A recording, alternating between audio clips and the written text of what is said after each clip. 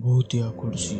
जीवन में हर काम सोच समझ कर करना चाहिए। यदि हम कोई काम बिना सोचे ही कर लेते हैं तो फिर उसका नतीजा क्या आता है, ये कहानी में यही बताया गया। कई वर्षों पहले रामनगर गांव के पास घने जंगल में सुशील नाम का एक तांत्रिक बसता था। उसका आत्मविश्वास अत्यंत ऊंचा था और वह अपने तांत्रिक ज्ञान का गर्व महसूस करता था। उसका दावा था कि वह किसी को भी अपने वश में कर सकता है और उसकी तांत्रिक शक्तियों की मदद से किसी को जान से मार सकता है। इसी समय पर रामनगर गांव के युवा एक एक करके लापता हो रहे थे। कुछ समय बाद गांव वालों को समझ में आया कि तांत्रिक उनके युवाओं को अपनी शक्तियों का शिकार बना रहा है। इस परेशानी के बाद गांव वालों ने एक योजना बनाई कि वे सब मिलकर तांत्रिक का सामना करेंगे। एक दिन सभी गांव वाले तांत्रिक के घर पहुंचे। तब वो पूजा कर रहा था।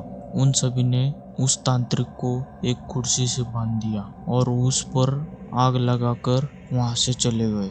गांव वालों का मानना था कि तांत्रिक उसी आग की लपटों में नष्ट हो गया और उसकी समस्या समाप्त हो जाएगी। और वाकई में कुछ सालों तक सभी गांव वाले खुशी से रहने लगे। फिर एक दिन 4 युवक अपने शहर से घूमने के लिए निकल पड़े। जब रात हो गई तो उन्होंने सोचा कि यहीं रुक जाएं। चारों युवक जंगल में घूमने निकल पड़े। वे जंगल में आगे बढ़ने लगे और अपने पथ में तांत्रिक के घर पहुंचे। उनके पास आने पर उन्होंने तांत्रिक का घर देखा जिसमें एक विचित्र मकड़ी के जाल लगे थे।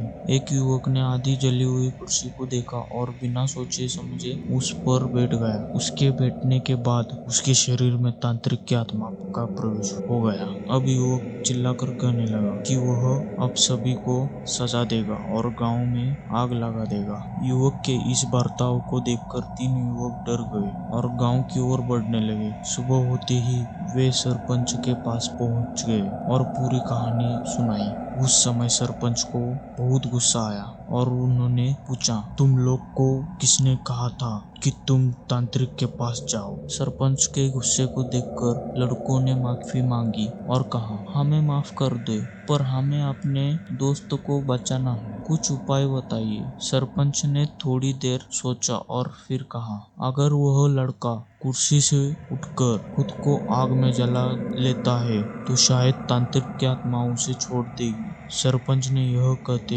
ही देखा कि जिस लड़के पर तांत्रिक का भूत गुस्सा हुआ था वह कुर्सी पर आग लगाकर गांव की ओर बढ़ गया।